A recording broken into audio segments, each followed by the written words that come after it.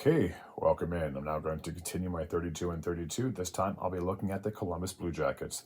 They had the fourth worst record in the entire NHL. Unfortunately, they had the worst record in the Eastern Conference as well. Last year, they finished with 27 wins, 43 losses, and 12 overtime/shootout losses for a total of 66 points. At home, they weren't too bad, 17, 19, and 5, so relatively respectful 500. On the road, 10, 24, and 7. So okay at home, not so great away from home. So for Columbus, that would have made it 4 straight years that they did not make it into the postseason. And I'm pretty sure that was at least 3 straight years that they were at the bottom of that Metropolitan Division.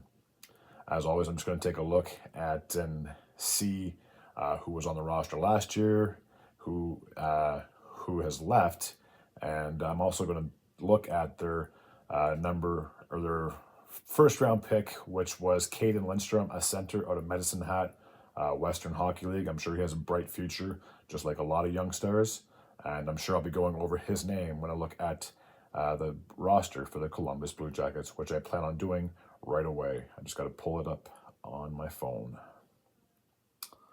So rosters, Columbus, and forwards. So Gavin Brindley is on the list that I have in front of you. He has 2 years left to go on his contract. They've also brought in Cameron Butler. If I pronounce his name correctly, Igor Chinnikov has re-signed with the Columbus Blue Jackets. After that, Justin Danforth is on the list. He has re-signed, I believe, a 1-year, 1.1 mil. So he's coming into the last year of his contract. Luca Del Belbulez, if I pronounce all four names correctly, he's there. Jordan Dumais is also there. Jordan Dumais. Adam Fantilli, as you can see on the screen, has 2 years left to go on his contract. Trey Fix Wolansky is coming into the last year of his contract. Unfortunately, it's not really going to be news, but Johnny Gaudreau has passed away, so rest in peace. It's a terrible tragedy. I could go on a huge rant about that, but I really don't want to. But it's just a shame someone so young and talented has been taken away. So unfortunately, his NHL career and unfortunately his life has come to an end. Brandon Gaunce is not on this list. I'm not sure if he just is still a free agent or has signed elsewhere, but if his name is on another team, like I said at the beginning of my previews, I will certainly announce where he has gone. Next on the list is Boone Jenner. He has 2 years left to go on his contract, the captain of the Columbus Blue Jackets. After that, there's Kent Johnson. He has re-signed. He is coming back to Columbus. Sean Corrali has 1 year left to go on his deal. After that, Patrick Laine has been traded to the Montreal Canadiens, so he is no longer a member of the Columbus Blue Jackets. After Corrali, then there's James Malatesta. There we go. He has 2 years left to go on his entry deal. Kirill Marchenko has re-signed. He is coming back.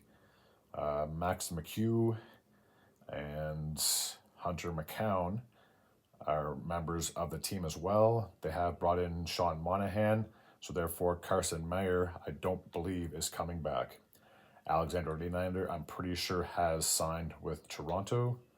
And Mathieu Olivier has 1 year left to go on his contract.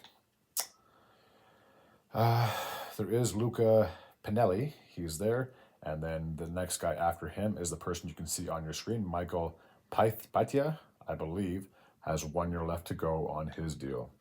Cole Sillinger has re-signed with Columbus, so he is there. Alex Texier, I believe, has left. His name is not on this list, but Dmitry Voronikov has 1 year left to go on his contract. He is still there. Now we'll take a look at the defense. Okay, if I'm going to pronounce this first name correctly, Ole Julian Bjorvik Holm is a member of the Blue Jackets on their defense.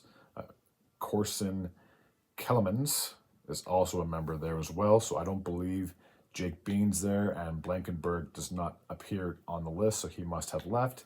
Adam Boqvist is not on this list either, so I have a funny feeling he may have been traded considering he still had 1 year left to go on his deal. Jake Christensen is there. Cole Clayton is there. Eric Gudbranson still has 2 years left to go on his contract. Jordan Harris was traded for Patrick Laine, so he is now a member of the Blue Jackets. David Jiricek has 2 years left to go on his contract. Jack Johnson has come back to Columbus. Samuel Canazco is a member there as well. Denton Mateychuk, oh my goodness, is a member there. The next person on the list, Ivan Provorov, has a year left to go on his contract. Damon Severson has 7 years left to go on his deal. Stanislav Svogel is a member there, and Zach Werenski has 4 years left to go on his contract. Now we'll take a look at the goaltending situation. So there are 5 names, but I guarantee all 5 are not going to stay in the starting lineup.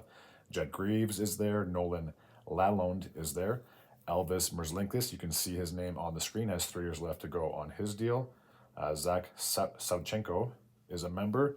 And then their backup is Daniil Tarasov. So that is the roster for the Columbus Blue Jackets for this upcoming season. For my prediction, I think it's going to be 5 straight years that the Columbus Blue Jackets are not in the playoffs. There's a fairly decent amount of good teams in that Metropolitan. If I had to list them, I'd say New York is a shoo-in to get in. I think Carolina should be in that top 2 as well. For that 3rd spot, you could almost put Jersey back there because there's high expectations in New Jersey. So I'd say those 3 teams should be a lock for the top 3. And then after that, New York could be a wild card team. I mean, they've made the postseason, I believe, 2 straight years, and they're going to be competitive to say the least. Outside of that, Pittsburgh, I think, is still on paper better than Philadelphia. I think better than Columbus, I should say. Speaking of Philadelphia, I think they'll have maybe a mediocre season, but I still see Philadelphia finishing ahead of Columbus.